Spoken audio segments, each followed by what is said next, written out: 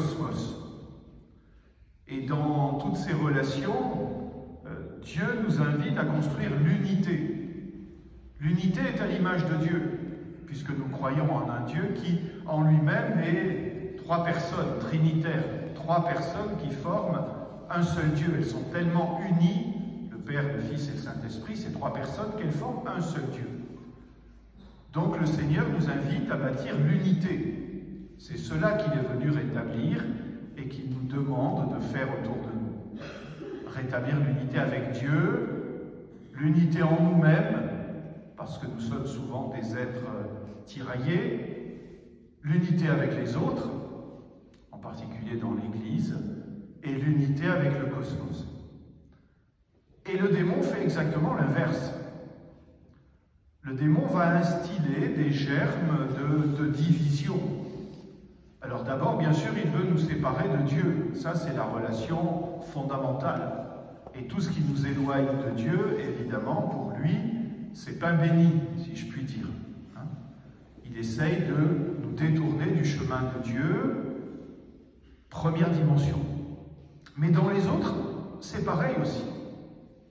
Il essaye de nous séparer les uns des autres, là où Dieu nous demande de bâtir la communion, vous voyez, dans nos familles, dans nos paroisses, dans notre Église, il va installer la division, la mécompréhension, la lutte d'intérêts, d'influence, la course à la domination, tout ce que nous pouvons constater de pervers dans les comportements, justement, de nos familles, de nos groupes, de nos paroisses. Là aussi, ça vient du démon, et le démon insiste là-dessus. Division avec nous-mêmes. Nous avons l'impression qu'une partie de notre être tire vers le haut, une autre partie tire vers le bas. Saint Paul l'a dit, je suis un être divisé. Le bien que je voudrais faire, je n'y arrive pas. Le mal que je voudrais éviter, je le fais. Une division, là aussi, sur laquelle le démon va appuyer. Et division vis-à-vis du cosmos. Autrement dit, vous voyez, c'est bien la lutte entre le bon esprit et le mauvais esprit. Le bon esprit, l'Esprit Saint, qui essaye de construire l'unité et qui nous invite à être là où nous sommes, vous voyez, des acteurs d'unité et des agents d'unité, ou bien l'esprit mauvais, qui sème la division en nous et qui fait de nous des agents de division.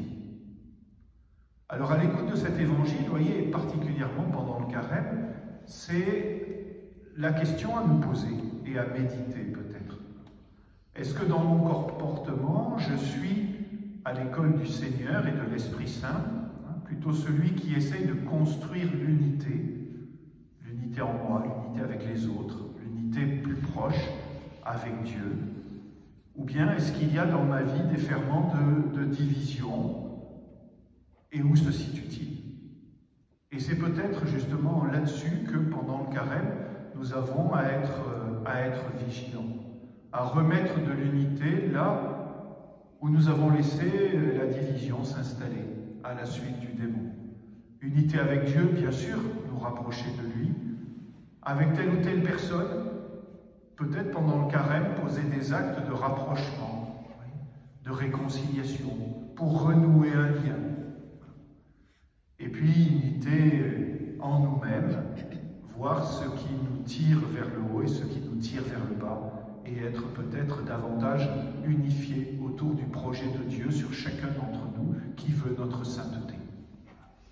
Le combat que nous menons à la suite de Jésus, c'est celui-là. Division ou unité, unité ou division.